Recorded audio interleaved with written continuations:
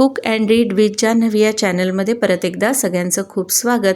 आज आपण बघणार आहोत कुरकुरीत तिखट पोळीची रेसिपी, जिच्या मसाल्यामुळे ही जी पोळी आहे ती अप्रतिम लागते आणि ही जी पोळी आहे ही करायला आपल्याला वेळही जास्त लागत नाही। याच्यासाठी मी 3 चमचे साजूक तूप इथे घेतलेलं आहे आणि याच्यामध्ये आपण आपले मसाले घालून घेणार आहोत। जसं की इथे मी थोडंसं लाल तिखट घेतलेलं आहे, त्याचबरोबर धने जिरे पूड, हिंग, मीठ आणि गरम मसाला पण आपण इथे वापरलेला आहे। आणि सगळ्यात शेवटी आपण थोडासा पावभाजी मसालाही यात घालून घेतलेला आहे। पावभाजी मसाला ऑप्शनल आहे, परंतु तो घातल्यामुळे या तिखट पोळीची चव खूप वाढते, त्यामुळे तो आवर्जून घाला। त्यानंतर तुपामध्ये याला छान मिक्स करून घेतलं या मसाल्याला, आणि तुपामध्ये हा मसाला छान मुरला पाहिजे म्हणून आपण तो पहिले तयार करून घेतला आहे आणि एक 10 ते 15 मिनटं त्याला तसंच ठेवणार आहोत। तोपर्यंत आपण इथे कणिक भिजवून घेणार आहोत। आपण जशी रेग्युलर पोळ्यांसाठी कणिक भिजवतो तशीच कणिक इथे मी भिजवून घेतलेली आहे। ती खूप घट्टही करायची नाही आहे किंवा खूप सैलही करायची नाही, त्यामुळे आपण इथे अशी कणिक भिजवून तिला 5-10 मिनटं तसंच ठेवलं आणि आपण या पराठ्याला किंवा पोळीला वरून तीळ आणि त्याचबरोबर चिरलेली कोथिंबीर लावणार आहोत।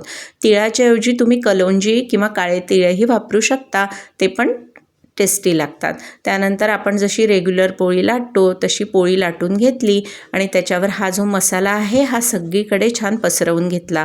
मसाला व्यवस्थित भरपूर लावा, त्यामुळेच त्या पोळीची चव खूप छान लागते।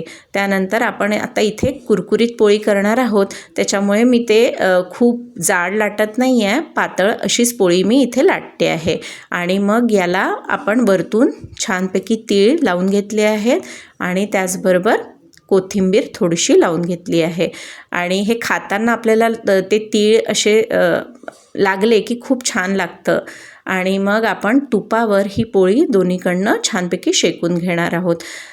ही जी पोळी आहे ही ब्रेकफास्टसाठी खूप चांगला ऑप्शन आहे, किंवा तुम्ही लंचमध्ये सुद्धा ही पोळी खाऊ शकता।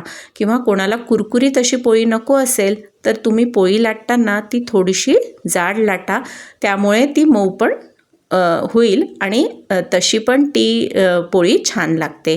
त्यानंतर आपण याला दोन्हीकडनं आलटून पालटून छानपैकी भाजून घेतलेलं आहे आणि अशा आपल्या सगळ्या या ज्या तिखट पोळ्या आहेत त्या तयार झाल्या आहेत। आणि तुम्ही इथे बघताच आहात की याचा पापुद्रासुद्धा निघतो आहे आणि मसालासुद्धा मध्ये छान भरला गेला आहे आणि या दह्यासोबत अप्रतिम लागतात। तर किंवा तुम्ही चटणीबरोबर, लोणच्याबरोबरसुद्धा या खाऊ शकता। अशाच नवनवीन रेसिपींसाठी आणि इतरही कंटेंटसाठी माझ्या चॅनलला शेअर, लाईक आणि सबस्क्राईब करायला विसरू नका।